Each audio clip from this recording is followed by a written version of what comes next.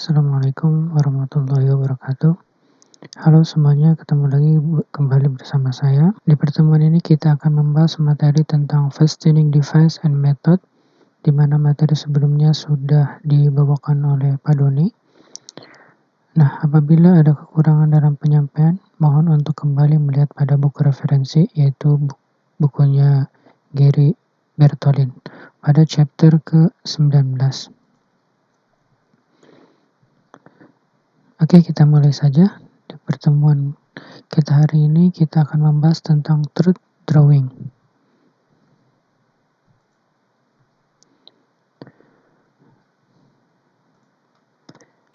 Menurut bukunya Bertolin bahwasanya 3 metode konvensional untuk menggambar bentuk-bentuk ulir.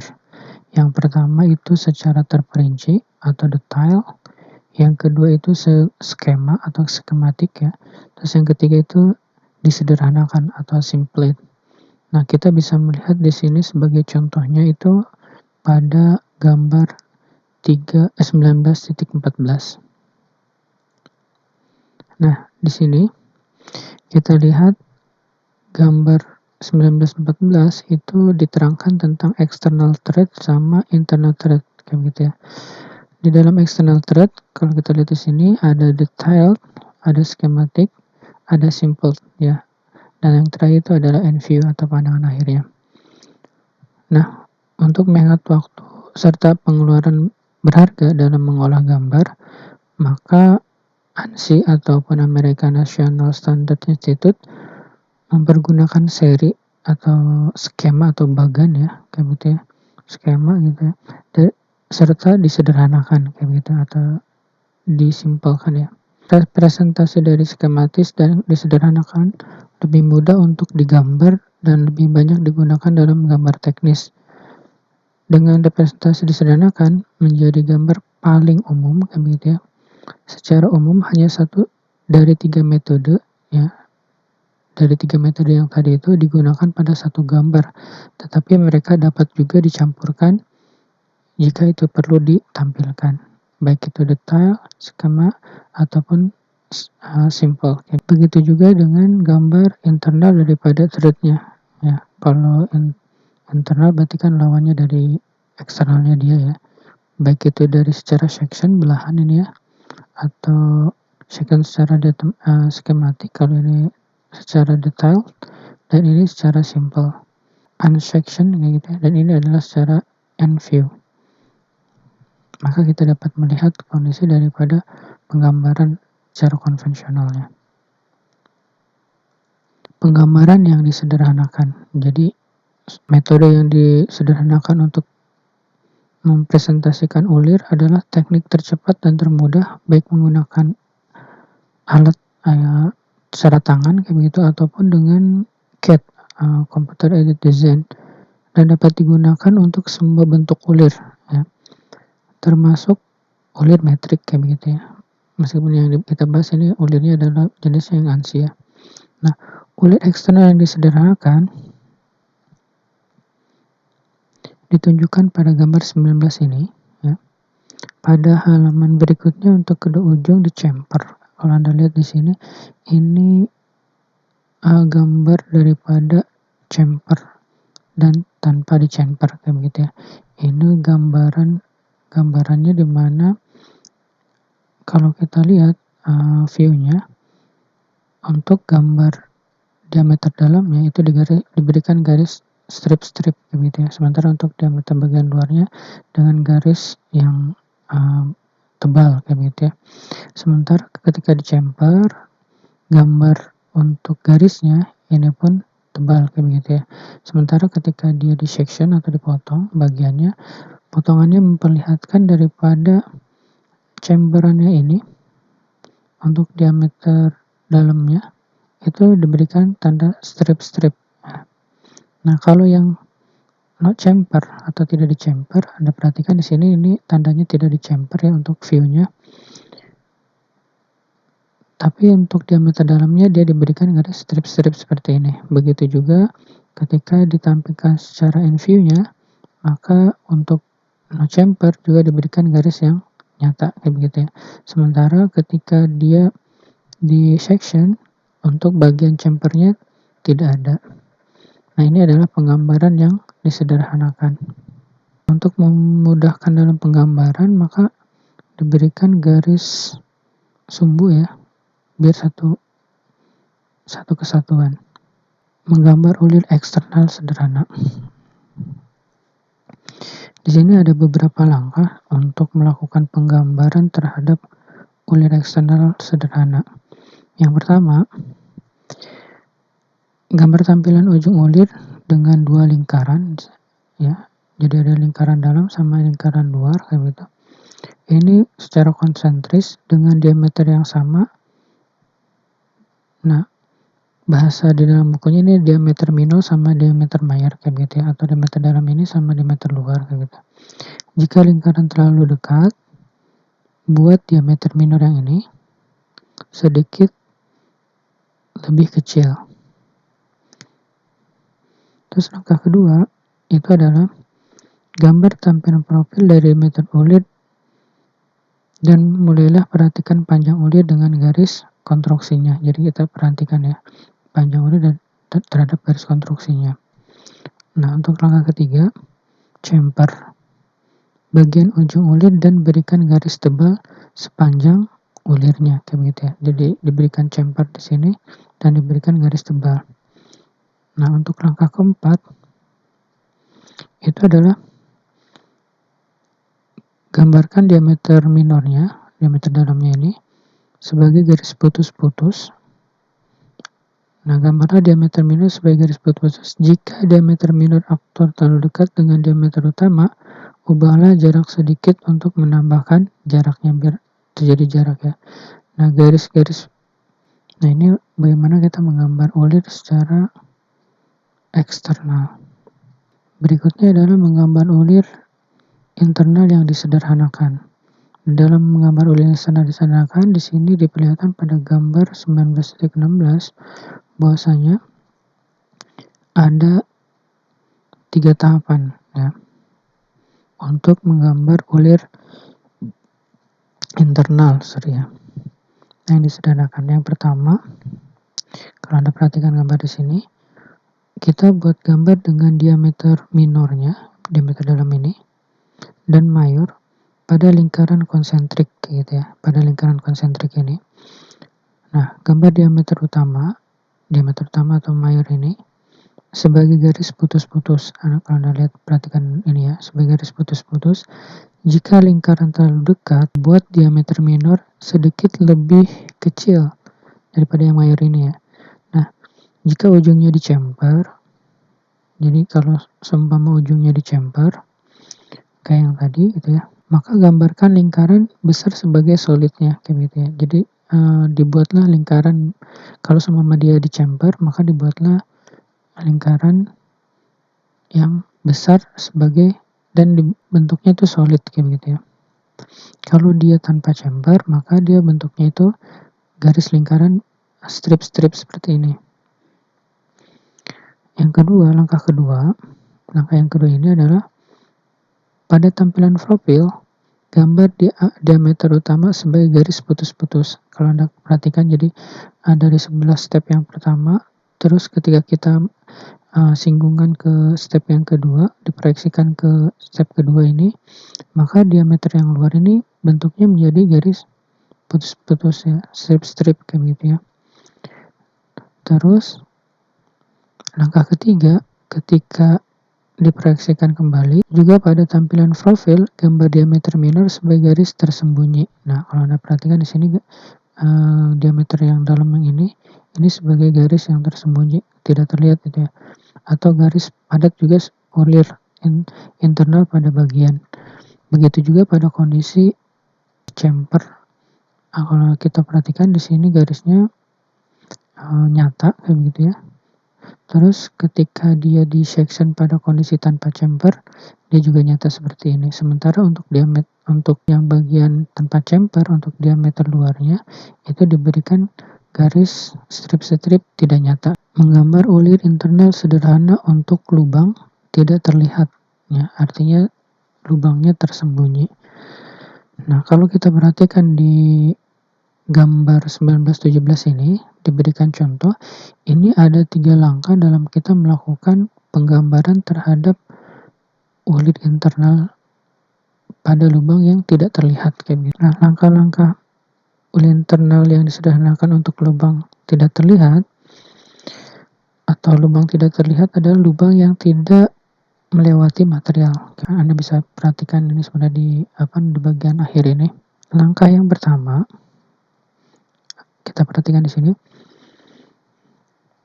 Gambarlah tampilan ujung lubang ulir sebagai 2 lingkaran, sama seperti tadi ya, buat ujung ini 2 lingkaran dan konsentris yang memiliki diameter yang sama dengan diameter utama ataupun diameter minor dari ulir itu sendiri. Gambarlah diameter utama sebagai garis putus-putus, ya ini garis putus-putus sebagai diameter utama. Jika lingkaran terlalu dekat, buat diameter minor sedikit lebih kecil, kayak begitu ya. Artinya diberikan jarak tertentu.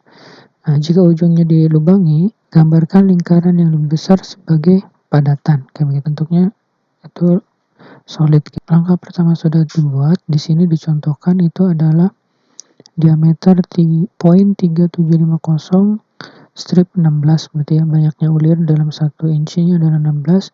Dia menggunakan jenisnya UNC minus 2B. Berarti kalau dia menggunakan 2B itu adalah jenis ulir yang eksternal. Nah, setelah kita menggambar step yang pertama, kita ke step yang kedua atau langkah yang kedua. Untuk tampilan profile, gambar bor utama dan mayor diameter. Nah, ini kita lihat ini. Pada step yang kedua ini kan prosesnya bagaimana sebenarnya dalam permesinannya kan dia dibor gitu ya. Itu adalah kedalaman ulir dengan, jadi kedalaman yang kita bilas ini bisa kita lihat tape drillnya itu sampai dari awal sini sampai dari sini, atau kedalaman daripada pengeboran, dan dia diberikan jarak antara tape drill terhadap thread length ataupun bagian ulir sini itu adalah 0.125 inci sampai dengan 25 inci. 0.25 inci, atau 3 sampai dengan 6 mm untuk jarak daripada thread length sampai dengan tape drill ini ya. Nah, setelah kita menggambarkan pada proses yang kedua, maka kita pada proses yang ketiga atau langkah yang ketiga. Di sini kita proyeksikan, dibilang gerakan garis konstruksi untuk menunjukkan diameter bor. Ya, ini untuk diameter bor ya, atau tape drill utama dan tape drill sebagai garis putus-putus. Nah, dibuatnya garis putus-putus, baik itu yang tape drill ataupun yang thread length-nya itu diberikan garis putus-putus. Lakukan hal yang sama untuk garis ini. Untuk bagian ujung daripada tape drill ini memiliki sudut 30 derajat yang mewakili ujung daripada mata bor itu sendiri. Kalau kita ngobor kan ujungnya ini ada ujungnya gitu. Nah, ini membentuk sudut 30 derajat pada tampilan bagian. Pada posisi tampilan diameter bor ini dimenggunakan garis yang padat. Itu bagaimana kita menggambar ulir internal sederhana untuk lubang tidak terlihat dengan menggunakan UNC 2B. Bagaimana kita menggambarkan skematik. Nah, kita menggambar secara skematik. Nah, contoh di sini untuk menggambar skematik ini ada pada gambar 19.18. Nah, di sini ada 4 tahapan dalam menggambar secara skema.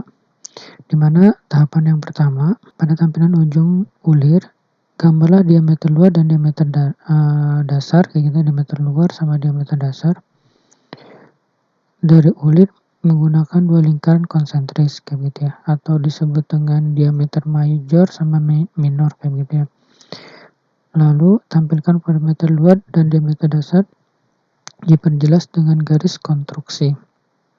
Jadi berikan sebuah garis konstruksinya. Setelah itu dari garis ini diproyeksikan dengan garis konstruksinya. Anda bisa lihat di sini bentuknya menjadi thread length kayak gini ya, panjang daripada si ulirnya itu sendiri. Nah, setelah diproyeksikan seperti ini, kita ke step berikutnya atau langkah kedua, di mana pada langkah kedua ini tandai ya jarak pinch-nya atau sepanjang diameter utama ya. Setiap ininya diberikan jarak pinch-nya. Di sini pinch-nya itu adalah atau 1/8-nya kayak begitu ya. Jadi silahkan ditandakan sesuai dengan pinch-nya kayak begitu. Jadi per thread length itu berapa jarak pinch-nya disesuaikan. Dan gambar garis konstruksi dipresentasikan puncak ulirnya ya. Ini berarti kalau ini kan bentuknya di chamber kayak begitu, terus diberikan jarak antar puncaknya. Jika jarak pinch terlalu kecil, tambahkan jarak antar pinch-nya itu sepanjang 0,15 ya inch atau 3 mm. Selanjutnya, kalau semua sudah kita berikan garis terhadap pinch-nya, kita bikin garis chamber-nya ya. Diberikan garis chamber dan ini garisnya dengan garis yang nyata kayak gitu ya. Sudut chamber-nya itu adalah membuat sudut 45 derajat. Nah, setelah kita buat langkah yang kedua, maka langkah yang ketiga itu adalah bagaimana kita diameter luar ini di chamber dan panjang ulir digambar dengan garis tebal. Nah, ini diberikan garis tebal. Nah, tambahkan garis tengah. Silakan diberikan garis tengah. Ini garis konstruksinya. Garis putusnya sepanjang profilnya. Ya. Hal ini bertujuan untuk mempresentasikan ukuran kedalaman daripada ulirnya itu sendiri, kayak gitu ya. Di sini digambarkan pada step ketiga itu menggunakan jenis ulirnya 0.525 5265 strip 12 UNC minus 2A ya. Nah, apabila sudah menggambar pada step yang ketiga ini, maka kita bisa menggambar pada kondisi step yang keempat ya. Pada kondisi step yang keempat ini itu profil ulir ditampilkan pada bagian skematik ya, secara skematiknya ditampilkan ulir pada sudut pandang 60 derajat. Nah, ini di sini ditampilkan pada sudutnya 60 derajat. Di sini sebagai contoh ini adalah M14 dikali 2 G 6G kayak begitu ya. Nah, itu bagaimana kita menggambarkan skematik daripada external thread-nya.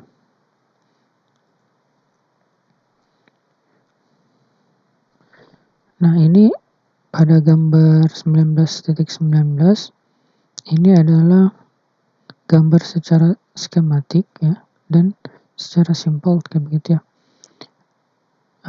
Di sini memperlihatkan bagaimana jarak pinch-nya itu 0.125 inch atau 3 mm kayak begitu ya. Di sini kalau kita lihat ada actual pinch to close-nya, terus di sebelah kanan ketika diproyeksikan ya, ini ada garis garis antara diameter luar dengan diameter dalam terhadap ulirnya. Nah, di sini dijelaskan bahwasanya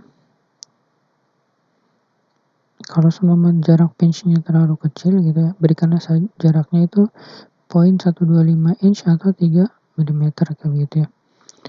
Ini kita bisa lihat penggambarannya secara baik seperti ini ataupun secara simpel yang baik itu seperti ini ya. Jadi jarak antara diameter luar dengan diameter dalam terhadap inch-nya ataupun terhadap chamber-nya ini dibedakan ya. Beda lagi kalau yang kita lihat di atas ini. Ini terlalu dekat terhadap diameter luarnya. Dan ini juga terlalu terlalu mepet gitu ya. Harusnya diberikan lenggang kayak gini. Sehingga kita bisa membaca kalau seumpama itu adalah gambar daripada ulir. Gambar 19.20 menunjukkan representasi skema ulir internal melalui garis lubang terlihat, lubang bagian bawah, diameter utama, dan diameter dasar direpresentasikan sebagai dua garis panjang yang sama, paralel, dan garis tersembunyi. Untuk representasi ulir skematis dan disederhanakan. Ini di sini bisa dilihat untuk central view, untuk end view, untuk diameter utama sama diameter dasar ketika diproyeksikan. Di bagian through ini memperlihatkan kalau seumpama pengeboran itu terjadi sampai ke dalam. Nah, pada posisi blind ini memperlihatkan kondisi si bor tersebut, bahwasanya di sini terlihat antara lubang bor dengan kedalaman dan ada jaraknya. Sementara pada bagian bottom tapered di sini artinya pengetepan dilakukan sampai dengan posisi bagian bawah. Nah, untuk sectional view kita lihat dari end view diproyeksikan untuk rock di sini pengeboran terjadi sampai ke dalam, begitu ya. Ini kita bisa lihat antara garis pinch dengan pitch-nya ini di garis dengan tipis. Nah, sementara pada kondisi blind ini terlihat bahwasanya pengeboran sampai dengan dalam, bisa dilihat di sini dengan garis diameter bagian dasar ini tebal, dan pada kondisi bottom tapered diperlihatkan bahwasanya pengetepan terjadi sampai pada kondisi dasar. Berikutnya adalah assembly section. Nah, kalau kita perhatikan di sini ada assembly section, ada contohnya di sini ya. Dimana kalau seumpama ada sebuah sebuah mesin kayak gitu ya, dipotong kayak gitu ya. Nah, kalau kita perhatikan dari beberapa tempat ini menggunakan ulir kayak gitu ya. Nah, pengikat berulir di bagian perakit tidak dibelah kayak gitu ya. Kalau Anda perhatikan di sini ya.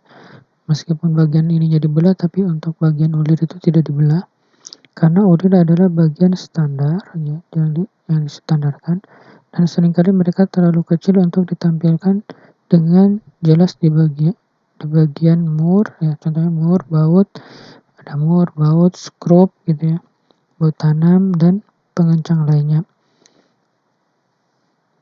Untuk ditampilkan utuhnya, kecuali tampilan bagian diperlukan untuk menunjukkan beberapa fitur internal. Nah, itu boleh untuk di section gitu ya. Ini beberapa contoh penggunaan ulir. Nah, berikutnya pada pipe thread. Untuk pipe thread sendiri ini ada standar yang sudah dibakukan kayak gitu ya. Pipa ulir digunakan untuk sistem perpipaan yang membawa cairan gas ya, bisa cairan ataupun gas gitu ya, untuk pengeboran dan untuk aplikasi lain di mana pipa harus disambungkan kayak gitu ya, dengan menggunakan ulir tersebut ya. Jadi menggabungkan dua komponen. Dua jenis umum ulir pipa standar digunakan dalam industri ya, itu taper bentuknya lancip dan string bentuknya lurus. Taper thread tirus itu di 1/16 inci ya per incinya kayak gitu. Panjang atau 0,75 inci per kaki. Nah, ulir pipa dengan lancip diwakili secara garis menggunakan teknik skematik yang disederhanakan. Catatan ulir pipa dan menentukan diameter utama, ya, jadi ulir per incinya, dan simbol untuk membentuk seri seperti setengah minus 4 NPT kayak gitu ya, menggunakan NPT atau American Standard Taper Pipe Thread, menunjukkan simbol untuk orang-orang mereka yang umum gitu ya. Ulir pipa standar adalah sebagai berikut. Nah, ini ulir pipanya menggunakan NPT, ada NPTR, NPTF kan gitu ya, NPSF, NPSI gitu ya. Ini standar-standar yang digunakan untuk orang Amerika ya pada umumnya. Baik, berikutnya kita lihat di sini adalah gambar representing pipe thread ya. Kalau Anda perhatikan di sini, ini secara skematik eksternal dan yang bawah ini adalah skematik secara internal. Di sini dia threadnya menggunakan 0.75 minus 14 NPT kayak gitu ya, dimana setiap 1 inch daripada thread ini adalah memiliki 14 pinch dari ulirnya itu sendiri. Nah, terus di sini dia juga memiliki kemiringannya itu adalah 3 derajat kayak begitu ya. Sementara untuk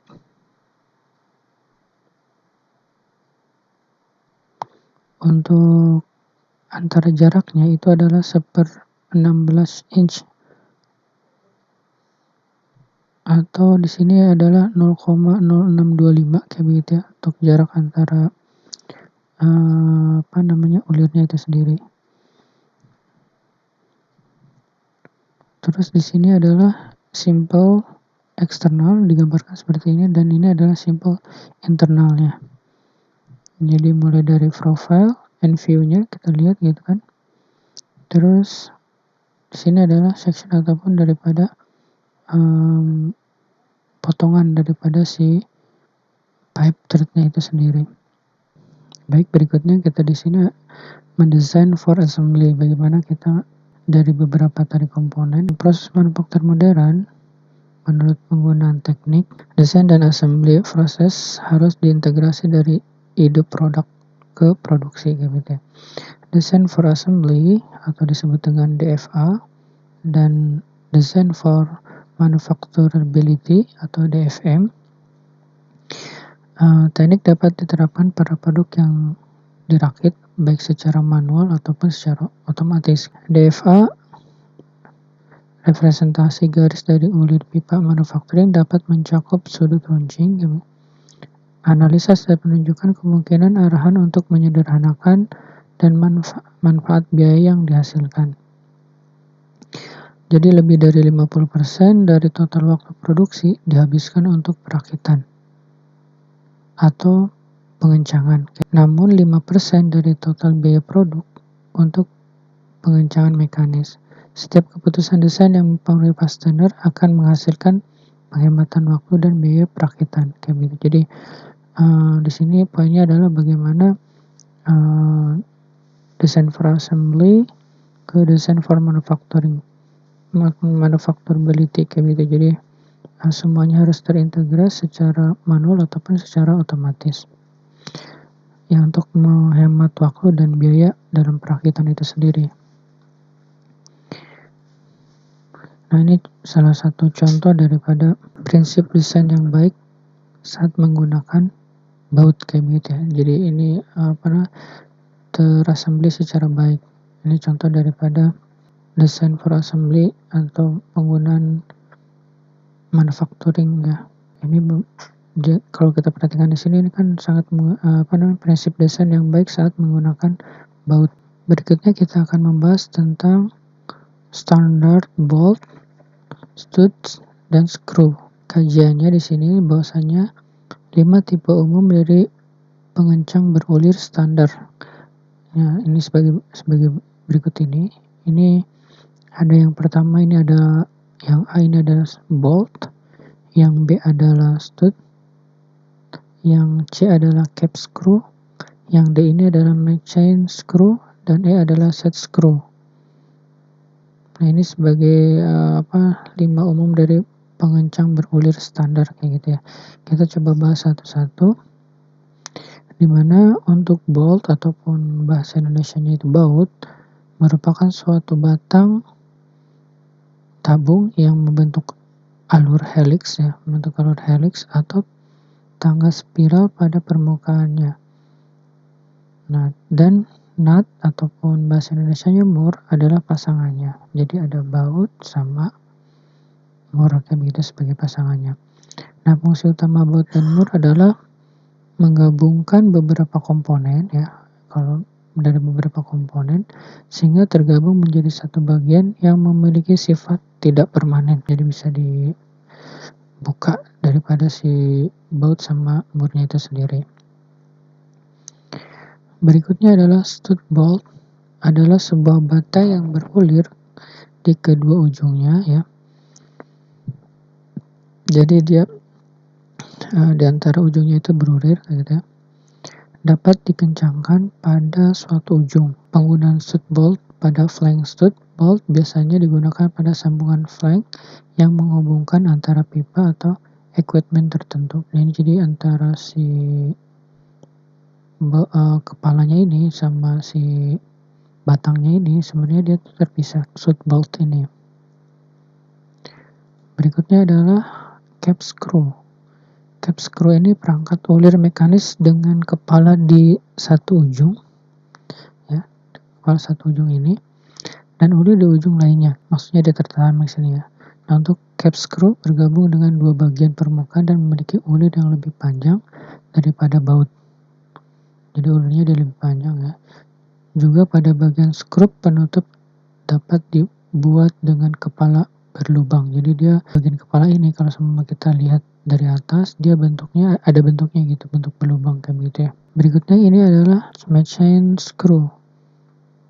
Perangkat ulir mekanis atau machine screw dengan kepala di satu ujung, nah, kepala di satu ujung yang membentuknya seperti ini dan ulir di ujung lainnya. Ujung yang berulir dapat di-skrup ke bagian permukaan atau dapat digunakan dengan mur. Machine screw mirip dengan skrup penutup, tetapi biasanya lebih kecil. Bentuknya ini lebih kecil biasanya. Ya, ada yang dia menggunakan murnya seperti ini ya, untuk mengencangkan di antara dua buah, atau bentuknya dia langsung kayak gitu. Jadi menggabungkan di antara dua buah part itu sendiri kayak gitu dengan menggunakan machine screw. Yang berikutnya adalah set screw. Jadi jenis skrup pengikat set screw memiliki bentuk yang serupa dengan baut. Nah, Anda perhatikan gambar di sini. Namun jenis skrup ini berdrat penuh, dari ininya, panjangnya ini dia memiliki drat yang penuh. Nah, jenis skrup ini banyak digunakan untuk menggabungkan dan mengencangkan kedua objek gitu. Ini untuk set screw. Oke, berikutnya adalah jenis skrup pengikat atau set screw memiliki bentuk yang serupa dengan baut ya. Namun jenis skrup ini berderat penuh dari awal sampai ininya, dia memiliki drat yang penuh. Jenis skrup ini banyak digunakan untuk menggabungkan dan mengencangkan kedua objek. Perbedaan baut dan skrup. Yang pertama, perbedaan yang dapat dilihat secara sepintas adalah baut memiliki ulir tidak penuh, sedangkan skrup ulirnya penuh sehingga mencapai kepala daripada skrupnya. Terus umumnya baut tidak menggunakan obeng melainkan kunci, sedangkan skrup menggunakan driver berupa obeng gitu ya, untuk membukanya kayak gitu. Perbedaan lainnya bisa dilihat dari penggunaan mur atau nut. Baut biasanya dilengkapi dengan mur, sedangkan skrup itu tidak. Itu perbedaan daripada baut dan skrup. Berikutnya adalah standar bolt. Bolt standar nasional Amerika memiliki kepala segi 6 atau persegi. Bolt kepala persegi tidak tersedia dalam metrik. Mur yang digunakan pada bolt ada dalam beberapa versi, tergantung pada aplikasi atau pertimbangan desain. Nah, di sini contohnya adalah ANSI B18.212.1 strip 1981 digunakan untuk menentukan baut, dan untuk ANSI B18.2.2 strip 1972 digunakan untuk mur. Slide berikutnya ini kita akan menggambar hex head bolt. Nah, di sini ada stepnya sampai dengan 5, dari step pertama sampai dengan step 5. Di mana kita dengan menggunakan ukuran yang diambil dari tabel ya. Jadi step pertama ini kita bagaimana mengambil ukurannya dari tabel. Contoh yang diambil dari tabel ini adalah ukuran nominal size or basic diameternya itu adalah yang 1. Setelah kita mengambil daripada referensi dari tabel, maka kita ke step yang kedua, di mana kita akan membuat garis lingkaran yang dalam ini. Setelah itu diberikan garis cornernya samping seperti ini membentuk sudut segi 6. Setelah menjadi pada step yang kedua, maka step yang ketiga adalah kita rapihkan, di mana pada ujung-ujung ini kita proyeksikan dari gambar yang sebelah kanan ini ke yang dari sebelah kiri ini ke sebelah kanan, di mana untuk kepala murnya itu memiliki nilai H atau di sini adalah poin 67 dan memiliki panjang ataupun bolt length-nya sejauh ini, dan untuk diameter daripada boltnya ini adalah mayor berdiameter. Nah, ini kita bisa lihat untuk bolt length sama diameter mayornya di bagian keterangan untuk menggambar hex hand bolt kayak gitu ya. Nah, setelah jadi gambar yang step ketiga, kita ke step yang keempat. Dimana di step yang keempat ini adalah kita menggambar bagian dari kepalanya dari bolt ini. Nah, dengan menentukan ukuran daripada nilai R di sini dan menentukan nilai R yang ada di sini. Setelah itu, kita tarik garis membentuk huruf V dengan R yang di sini ini adalah memiliki derajat 60 derajat. Nah, setelah selesai menggambar pada step yang keempat, maka pada step yang kelima, kita lihat di sini bagian daripada kepala di sini, kepala bautnya itu diradius pada derajat 30 derajat. Ini pada step yang kelima ini sudah terlihat jadi ya. Nah, step berikutnya adalah bagaimana kita memberikan bagian di sini ini memiliki poin 02 dikali diameter 1,500. Ini diberikan pada bagian sisi kepala yang ada di boltnya ini sendiri. Nah, ini yang kita gunakan ya, diameternya itu 1 kayak gitu ya, sampai dengan pada thread length-nya itu kita menggunakan 2,250. Berikutnya bagaimana kita menggambar square head bolt ya. Pada step yang pertama sama bagaimana kita membaca tabelnya. Di sini diperlihatkan tabelnya pada normal size or basic product, diameternya itu adalah 1/2 atau 0,5 ya. Untuk body diameternya kita lihat di sini 0,515 sampai dengan pada kondisi thread length-nya itu adalah 1,250. Kita balik lagi ke sini. Pada posisi kedua, kita menggambar dengan menggunakan diameter ini adalah 0,75. Terus kita buat bentuk square ini itu adalah 1,5. Setelah itu, kita beralih kepada step yang ketiga. Dari sini kita ambil dan kita proyeksikan ya garis-garisnya sehingga membuat kepala daripada boltnya ini. Nah, dengan ketinggian adalah 0,33, sementara untuk length-nya ini adalah atau panjang daripada si ulirnya ini adalah 2,25 inci. Sementara untuk diameter ulirnya ini sendiri adalah 0,50. Nah, setelah selesai menggambar step yang ketiga, kita baik pada step yang keempat ini kita akan membuat radius ini adalah 60 derajat ya, membentuk lengkungan seperti ini 60 derajat di baik sisi sebelah sini ataupun sisi yang sebelah sininya. Itu adalah membentuk sudut 60 derajat. Di step yang kelima ini untuk chamfer yang diberikan terhadap radiusnya ini adalah ini 30 derajat ya. Jadi di chamfer 30 derajat pada sisi bagian daripada si kepala boltnya ini sendiri. Nah, kita karena menggunakan gambar manual, kita bisa menggunakan dengan penggaris. Ini kita sudah jadikan referensi ya untuk menggambar daripada square head bolt-nya itu sendiri. Di sini ada standar nut ya. Standar nut atau standar mur, di mana mur ini adalah alat berulir mekanis yang digunakan pada ujung baut ya. Bentuk skrup mesin ya. Berbagai jenis mur digunakan untuk diaplikasikan yang berbeda. Ya, jadi setiap mur ini punya aplikasi yang berbeda. Hex dan mur persegi jenis yang paling umum ditemukan di industri. Nah, ini bagian hex sama yang mur di sini ini yang paling banyak kita temukan di dunia industri. Dan dia hadir dalam kondisi klasifikasi umum dan berat. Ya, jadi dia diklasifikasikan ada yang umum sama digunakan pada kondisi berat. Contoh di sini untuk unphased di sini berarti dia pada permukaan di sininya dia tidak memiliki sesuatu yang istimewa gitu atau sama kayak gitu kondisinya. Dimana ini ada yang unphased ini adalah Yang pertama ada yang square, yang kedua ada hexagon, ada yang ketiga itu adalah bentuknya adalah gem. Nah, sementara untuk yang face di sini kita lihat bagian permukaan atas daripada si nutnya, dia memiliki seperti ada mahkotanya. Ini yang bentuk hexagon, terus ada yang slot, ada juga yang gem, sama ada yang castle. Sebelah sini dikategorikan itu ada yang square sama yang hexagon. Ini yang kita banyak ketemukan di dunia industri. Ataupun bentuk yang sifatnya berat gitu ya digunakannya. Selanjutnya ini adalah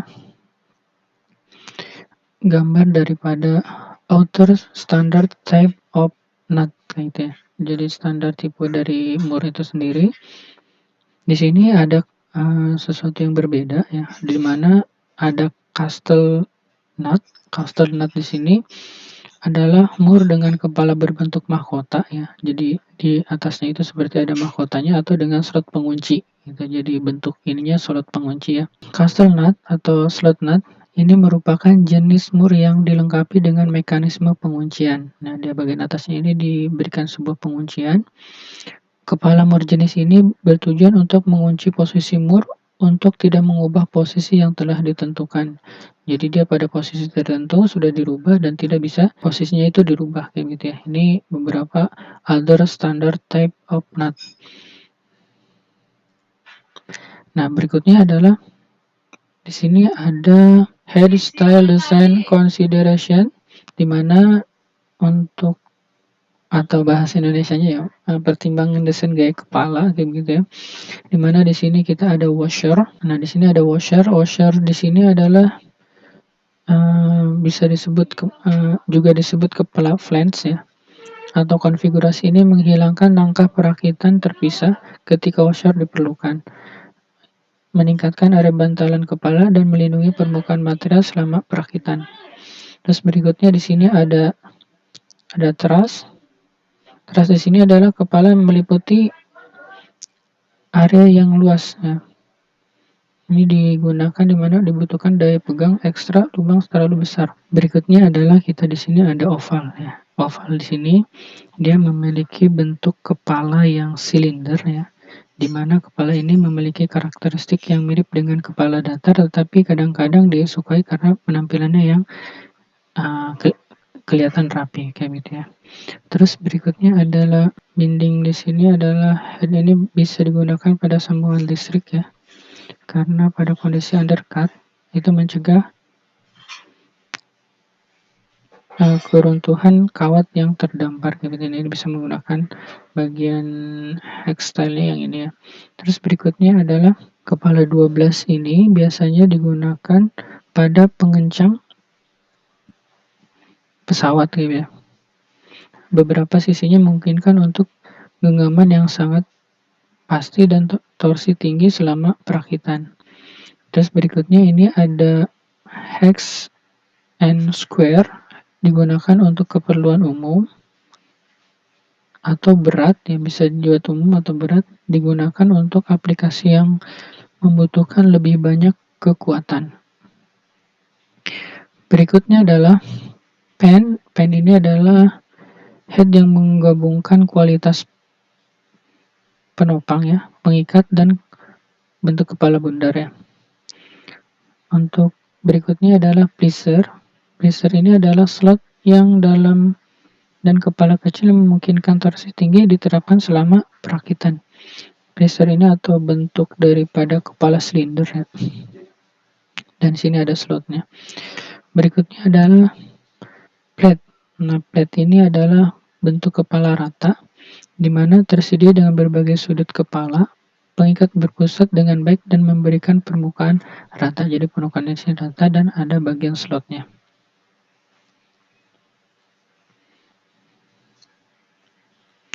Berikutnya bagaimana kita menggambarkan daripada hex head nut sama square head nut. Nah, di sini kita lihat untuk menggambar hex head nut di sini kita gunakan jenisnya adalah 1 strip 8 UNC strip 28 fin titik hex nut gitu ya. Dimana pada bagian ini dia memiliki ketinggian atau hanya ini adalah 0.875 untuk tinggiannya, dan dia ada bagian washer face-nya di sini ya. Ada bagian muka di sininya. Itu adalah 0.16 approx draw 0.06 ya. Ini bisa kita lihat ini untuk menggambar drawing head nut. Berikutnya bagaimana kita menggambar untuk square head nut, dimana ini menggunakan standar yang digunakan ini ada 0.5 strip 13 UNC strip 1B reg titik SQ titik nut ya. Dengan memiliki ketinggian dari kepalanya ini adalah 0.875, sementara untuk garis chamfernya memetik sudut ini adalah 30 derajat. Berikutnya adalah standar cap screw. Nah, untuk standar cap screw ini adalah skrup tutup mirip dengan baut ya. Ini mirip dengan baut ya. Terus kecuali skrup penutup biasanya digunakan tanpa mur. Sebaliknya, skrup penutupnya berulir ke salah satu bagian permukaan, menjepit satu bagian antara kepala dan bagian lainnya. Untuk cap screw tersedia dalam bentuk kepala dan diameternya berkisaran dari 1/4 inci sampai dengan 1/4 inci ya. Terus untuk panjang ulir skrupnya dengan 2 kali ulir dasar plus 0.250 inci atau pada 2,5 atau pitch dalam ulirnya. Nah, ini untuk standar cap screw. Pada gambar 1937 ini adalah cap screw type and their dimension. Nah, di mana di sini ada tipe yang pertama, ini adalah hexagon head, di mana pada hexagon gen ini kalau kita perhatikan di sini untuk tingginya, lengthnya memiliki ketinggian tertentu, terus dia memiliki batas face-nya ya, atau di sini 0.16 draw at sampai dengan 0.06 gitu ya. Terus dia bagian bawah daripada ulirnya ini dicemper dengan sudut 45 derajat. Berikutnya untuk bagian chamfer bagian kepalanya ini membentuk sudut 60 derajat dan jarak antara ininya 60 derajat. Untuk diameter atas di sini dia menggunakan 1/50. Berikutnya adalah ini flat hand ataupun kepala rata, di mana dia memiliki tinggi atau L-nya sendiri ya.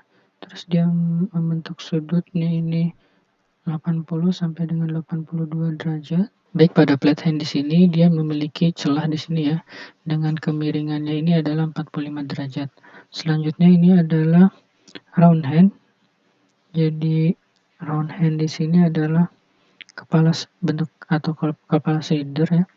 Dia memiliki juga bagian celah di sini adalah 45 derajat ya. Terus berikutnya flisser hand. Flisser hand ini atau kepala bulat ya, kepala bulat. Kepala bulat di sini dia memiliki bentuk daripada kedalaman bentuknya sudut 45 derajat ya. Berikutnya adalah ini adalah pada head socket di sini untuk kepalanya dia memiliki kedalaman tertentu di sini ya. Jadi untuk mengencangkannya dari kepalanya di sini menggunakan kunci L ya di sini, bentuknya persegi 6. Berikutnya ini adalah standar mesin screw, di mana di sini terdapat flat hand, round hand, oval hand, sama flisser hand. Nah, skrup mesin standar Amerika yang memenuhi tujuan yang sama. Skrup mesin standar Amerika yang memenuhi tujuan yang sama dengan skrup tab ya. Pada prinsipnya dipergunakan untuk pekerjaan kecil yang mempunyai penampang tipis.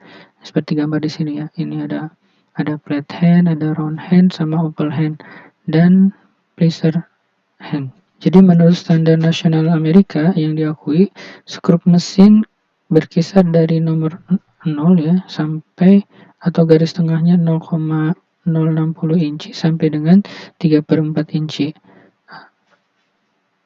Atau garis tengahnya 0,750 inci. Dan tersedia baik dalam seri kasar standar Amerika maupun dalam seri ulir halus ya. Keempat bentuk kepala yang terlihat pada gambar, di gambar sini ini udah distandarkan ya. Berikutnya adalah standar set screw. Nah, pada standar set screw ini atau skrup pengencang ya. Pada prinsipnya skrup pengencang dipakai untuk mencegah gerak putar antara dua elemen seperti yang cenderung terjadi dalam hal bagian elemen berputar yang dipasang pada poros. Nah, skrup pengencang diskrupkan melalui satu bagian sampai ujungnya menekan dengan kuat pada elemen lainnya kayak gitu ya. Nah, adapun bentuk kepala yang Anda bisa lihat di sini ada bentuk yang flat point ya, ada oval point, ada cup point, ada cone point, ada dog point sama half dog point. Skrup pengencang tanpa kepala ialah dengan kode keamanan dan hendaknya dipakai pada semua elemen yang berputar ya. Ini yang tanpa kepala ini. Berikutnya adalah outer thread fastener tip, itu adalah sejumlah pengencang ya. Juga tersedia di desain ya. Beberapa jenis pengencang khusus ditampilkan. Jadi Anda bisa melihat ini jenis-jenis daripada tipe threadnya itu sendiri. Berikutnya kalau kita lihat di sini gambar 1941 itu adalah shoulder screw atau disebut dengan skrup bahu ya. Banyak digunakan di industri ini untuk menyatukan bagian-bagian mesin. Yang berikutnya adalah self tapping screw. Nah, self tapping screw ini akan membentuk drat sendiri ya, dalam logam yang tipis. Jadi secara penggunaan ini bisa secara langsung terhadap logam yang tipis ya. Biasanya digunakan langsung ke dalam logam lembaran ataupun mur logam lembaran khusus dipasangkan pada komponen tersebut. Nah, ini self tapping screw. Berikutnya adalah flathead wood screw. Nah, ini atau disebut dengan skrup kayu, di mana pengencangan berulir yang digunakan untuk menyatukan produk kayu atau bout length, kite screw dan skru kepala rata, oval dan bundar ya, adalah jenis skrup kayunya. Kita bisa lihat dari kepala daripada flat headnya ini sendiri. Itu bisa digunakan untuk pengencang kayu itu sendiri ya. Kalau kita menggunakan atau produk dari kayu, kita bisa menggunakan flathead wood screw ini sebagai pengencang atau pengikatnya. Berikutnya adalah type D wing screw. Yang ini adalah jenis yang memiliki kepala khusus ya. Kalau kita lihat di sini, ini bentuknya pipi ya, yang dapat diputar dengan tangan untuk keperluan perakitan khusus. Jadi kita bisa dengan mudah untuk memutar daripada skru ini dengan menggunakan tangan. Berikutnya kita akan membahas tentang locking device. Sebagai contoh, di sini adalah retaining rings. Beberapa komponen pengunci digunakan untuk mencegah alat mengikat berulir supaya tidak longgar ya. Selain itu, komponen khusus lainnya dapat digunakan sebagai pengganti alat pengikat. Perangkat pengikat seperti retaining ring ini dan spring washers tidak menggunakan ulir. Dapat dilihat pada gambar di sini. Ini figur 1945. Berikutnya pada gambar 1932, ini adalah other standard types of nut ya. Jadi slot dan castle nut adalah komponen khusus dengan alur yang mengakomodasi pemasangan pasak pin untuk mencegah terjadinya slip setelah perakitan. Kalau kita perhatikan gambar yang ada di sini, mur dengan kepala bentuk mahkota ya, atau castle nut ini, atau dengan slot pengunci disebut dengan castle nut dan slot nut. Ini merupakan jenis mur yang dilengkapi dengan mekanisme pengunciannya. Kepala mur jenis ini bertujuan untuk mengunci posisi mur untuk tidak mengubah posisi yang telah ditentukan. Kalau kita lihat di sini dia di kepalanya itu seperti memiliki mahkota kayak begitu ya sebagai penguncinya. Materi bahasan berikutnya adalah templates. Di sini dijelaskan bahwasanya menggambar pengikat berulir dengan tangan membosankan dan memakan waktu kayak gitu ya. Sehingga untuk mempermudah tugas ini telah dikembangkan format khusus untuk jenis pengikat yang paling umum ya, yang dapat kita lihat pada gambar fastener template kayak gitu biar lebih cepat dalam sebuah penggambaran. Ini sebagai contoh format komponen dan capstone ya. Nah, yang berikutnya adalah teknik CAD kayak gitu ya, atau menggambar dengan CAD ya. Teknik penggambaran dengan CAD ini kalau kita perhatikan pada gambar 19.47 ini adalah sampel CAD Generate Standard Fasteners ya. Jadi pada sistem CAD atau Computer Aided Design, pengikat berulir dapat dibuat ya menggunakan daftar simbol blok gitu ya. Dapat menggunakan dengan simbol blok dengan perintah seperti copy, blocks, parallel, dan lainnya. Selain itu pada beberapa produk CAD khusus terdapat ribuan jenis pengikat yang umum digunakan format gambar 2 dimensi dan 3 dimensi ya. Pengguna dapat menentukan jenis pengikat ya. Jadi kita bisa menentukan jenis pengikat dan lokasi pemasangan pada gambar dengan menarik pengikat secara otomatis ya. Ini contohnya beberapa gambar yang ada pada CAD itu sendiri. Nah, ini proses dimana kita melakukan penggambaran secara CAD. Pengikat non-ulir adalah perangkat mekanik yang umumnya digunakan untuk mencegah gerakan di antara bagian-bagian yang terkoneksi ya.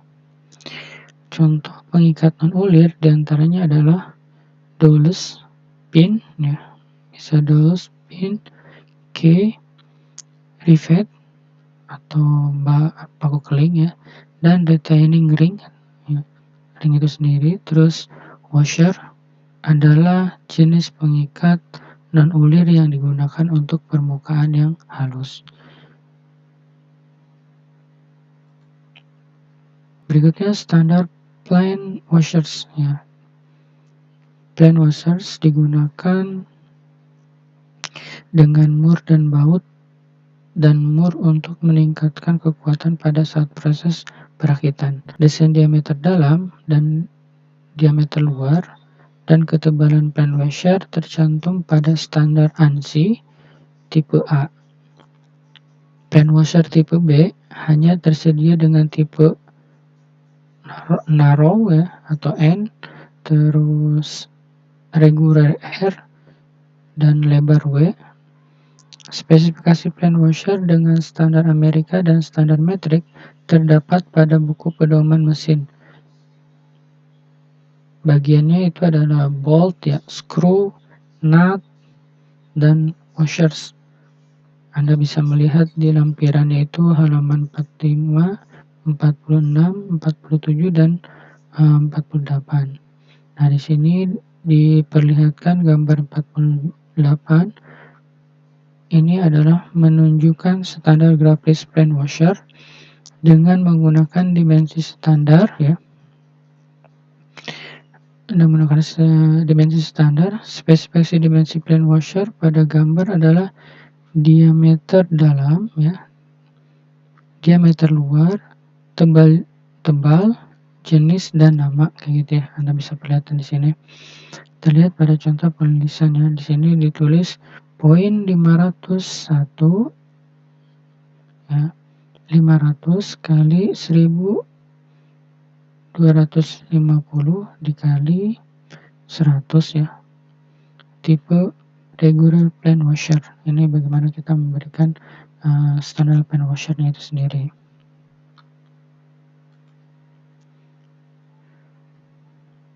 Berikutnya standar lock washers.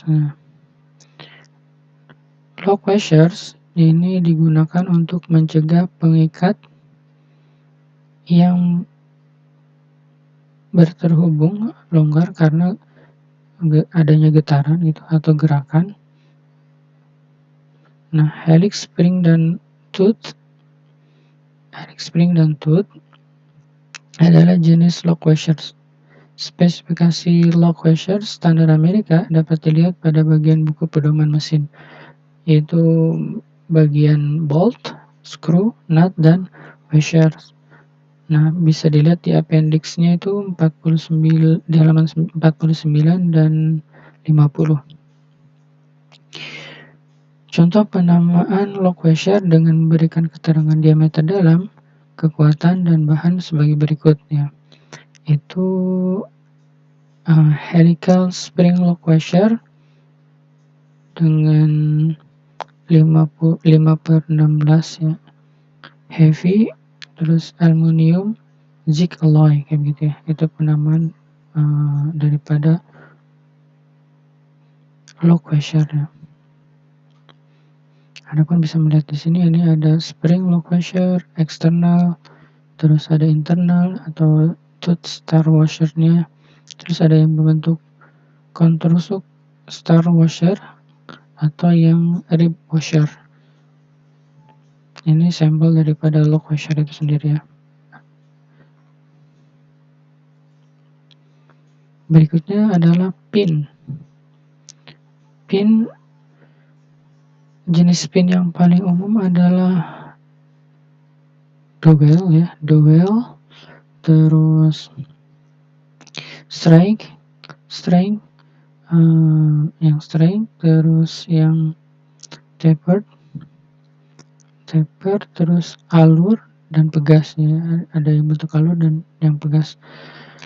Untuk penggambaran pin dengan standar Amerika dan standar metrik dapat dilihat pada bagian buku pedoman mesin juga ya, bagian bolt, screw, nut, dan washer gitu ya. Itu di appendix-nya halaman 54, 55, 56, dan 57. Dowel pins digunakan untuk menjaga komponen supaya tidak bergeser, mencegah slip setelah perakitan. Penamaan dowel pins berdasarkan diameter pin normal, bahan, dan material pelindung. Contohnya di sini hardened ground machine dowel, strip, standard series 1/4 X2 steel ya. Jadi selain tipe di atas, jenis tipe pin yang digunakan untuk menjaga posisi komponen adalah pin pasak ya. Ada juga dengan jenis pin pasak yang memiliki kepala bulat dan ujung yang bengkok setelah perakitan. Bisa Anda lihat di sini adalah gambar 1950, itu tentang pin type. Berikutnya adalah key atau pengunci gitu ya. Ini gambar 19.51 standar key tape. Key biasanya digunakan untuk mengikat dua komponen ya. Jadi key di sini digunakan untuk mengikat dua komponen, misalnya sebagai poros dan hub. Jadi ada poros sama hubnya gitu ya, untuk mentransmisikan daya ke roda gigi. Jadi bisa mentransmisikan daya ke roda gigi, kontrol, dan perangkat mekanis lainnya. Key ditambahkan ke dalam dudukan yang merupakan alur dalam porosnya. Anda bisa perhatikan di sini. Nah, poros dan key dimasukkan ke hub, kemudian mekanis seperti roda gigi atau roda gitu ya, dengan menyelaraskan key dengan alur di hubnya itu sendiri. Jadi bisa diselaraskan. Terus tipe-tipe key adalah ada square key, ada gib hand key gitu ya, ada part and Wesney key, sama Woodruff key ya. Anda bisa perhatikan di sini di gambarnya. Untuk gib head key memiliki sisi sejajar. Ini memiliki sejajar ya, sisinya yang sejajar. Penambahan kepala agar mudah dilepas kayak gitu. Di sini ada kepalanya supaya mudah untuk dilepaskan. Pratt and Whitney yang ini Whitney key berbentuk persegi panjang dan memiliki pasak ini bisa kita lihat berbentuk persegi panjang dan memiliki ujung bundar dengan bentuk setengah lingkaran. Ya. Untuk woodruff key yang ini tidak berbentuk setengah lingkaran, ya, dengan jari-jari atau rata-rata di bagian bawahnya. Nah, standar ukuran key terdapat di ANSI, ya, berdasarkan pada ukuran toleransi poros ANSI yaitu B17.1 strip 1989 atau dapat dilihat pada lampiran 50 halaman 53. Itu spesifikasi standar key menggunakan ukuran dari poros. Di sini kalau kita lihat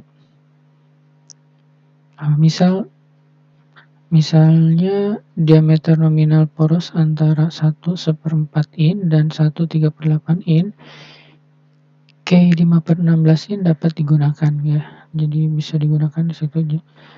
Kedalaman dudukan K dipotong ke dalam poros dan alur pasak ke dalam hub ditentukan menggunakan ukuran standar. Pada gambar teknik, K alur pasak dan dudukan harus ditentukan seperti yang ditunjukkan pada gambar 51 ini, ya. Nah, dimensi terletak di tabel standar bagian buku pedoman mesin, yaitu K dan K-sets, ya. Itu terdapat pada halaman 51, 52, dan halaman 54. Berikutnya diterangkan tentang rapids, ya. Rapid atau kita lebih mengenalnya itu sebagai paku keling, ya, adalah pin logam dengan kepala, ya. Ini pin logam dengan kepala dan digunakan untuk memasang bagian di rakit secara permanen, kayak gitu. Jadi si pin rapid ini kita bisa tanam di antara dua komponen atau lebih gitu, ya. Dan penanamannya ini bisa permanen. Paku keling tersedia dalam berbagai gaya kepala, ya. Anda bisa lihat di sini banyak kepala daripada paku keling itu sendiri, ya. Seperti yang ditunjukkan pada gambar 1952 ini. Nah, di sini ada large rapid properties sama small rapid properties. Jadi ada yang besar, ada juga yang smallnya, dan umumnya digunakan untuk lembaran logam, ya, seperti kulit pesawat, ya. Rapid ini bisa digunakan bagian pesawat, ya, yang menempel pada bingkainya atau pada sasis dari pesawat itu sendiri atau bagian kapal, ya. Nah, paku keling yang lebih besar digunakan, ya, kalau yang besar atau yang large ini digunakan dalam struktur baja seperti jembatan, ya, kapal, dan boiler. Nah, untuk yang jenis large rapid properties ini digunakan untuk struktur baja.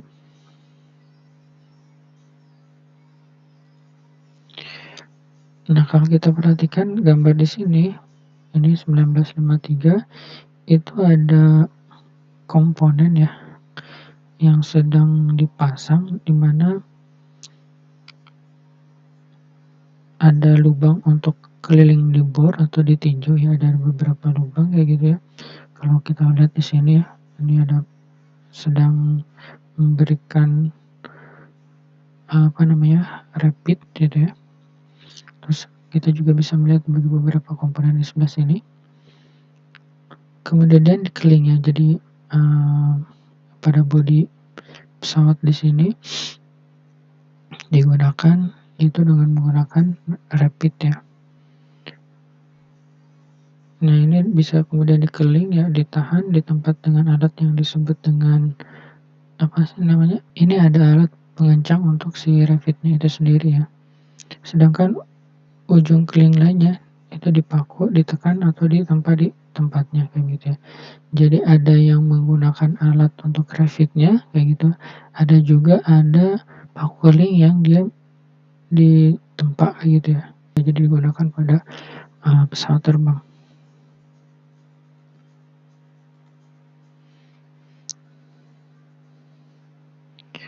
Nah, berikutnya pada gambar 1954 di sini kita lihat repeat symbol use in engineering drawing ya. Ini ada yang soft Revit sama valid Revit ya. Paukeling diklasifikasikan berdasarkan jenis kepalanya ya, jenis kepala, diameter tubuhnya, dan panjangnya ya.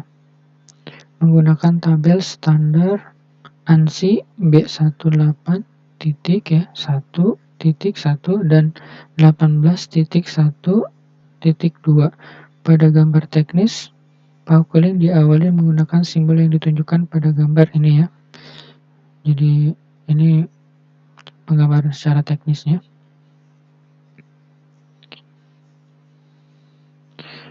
Atau Anda bisa melihat pada halaman 942.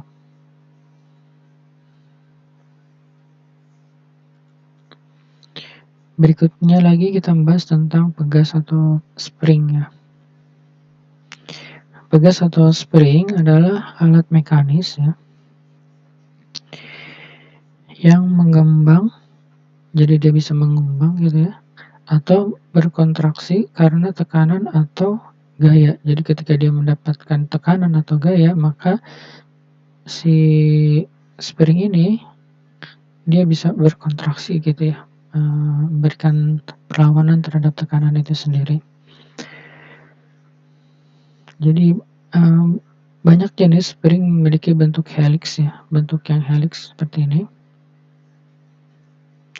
Nah, untuk klasifikasi pegas adalah kompresi, tegangan, ekstensi, gaya rata, dan gaya konstan kayak gitu ya. Ini kita ada beberapa contoh di sini adalah secara detail ini round wire spring digunakan ininya is phantom lane seperti ini, dan skematiknya kalau bentuk secara skema ini ya, jadi seperti zigzag begini ya. Ini compression springnya dan tension springnya jadi seperti ini ya.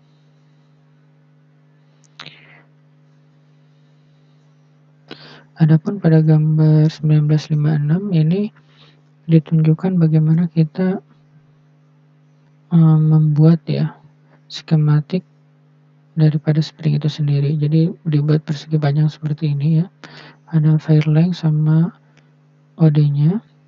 Tahap pertama, terus tahap kedua kita memberikan jarak ini ya, jarak tertentu untuk bagian atasnya, dan pada bagian bawahnya juga diberikan jarak tertentu dengan berbeda jarak dengan yang di atasnya. Nah, setelah itu pada bagian step ketiga atau langkah ketiga kita buat garis ya dari ujung dan sebelah sini sampai ke atas gitu ya dengan bentuk miring ya. Dan terus selanjutnya sampai pada ujung si springnya itu sendiri. Ini bagaimana menggambar secara skema ya. Nah, adapun sebagai summary ya, sebagai kesimpulan dari materi yang kita bahas, bahwasanya perangkat pengikat digunakan untuk menggabungkan dua bagian atau lebih untuk mencari atau menyesuaikan posisi sesuatu ya, atau untuk mentransmisikan daya. Pengencang berulir dikelompokkan berdasarkan bentuk ya, seri dan jenis kepala. Pada gambar teknis, ulir diwakili dalam satu dari tiga cara ya, secara terperinci, secara skematis, atau disederhanakan. Gambar teknis juga mengidentifikasi ulir melalui catatan yang mencantumkan diameter utama, jumlah ulir per inci, bentuk ulir, seri, dan kelas, apakah itu eksternal ataupun internal. Dan informasi yang memenuhi syarat lainnya, jenis pengikat standar umum termasuk itu baut ya, mur dan stud, dan tutup atau cap, mesin, dan screw set. Nah, pengencang non ulir termasuk ke dalam washers, itu washers, pin, kunci, dan paku keling. Baik, dengan slide terakhir tentang summary ini atau kesimpulan, maka berakhir juga materi pada pertemuan untuk hari ini. Terima kasih banyak. Apabila ada pertanyaan, mohon untuk mencantumkan di e-learning, biar nanti kita bahas lebih lanjut. Dari saya cukup sekian, kurang lebihnya mohon maaf apabila ada kata-kata yang kurang berkenan atau penyampaian yang kurang pas. Akhir kata, Assalamualaikum warahmatullahi wabarakatuh. Terima kasih buat semuanya.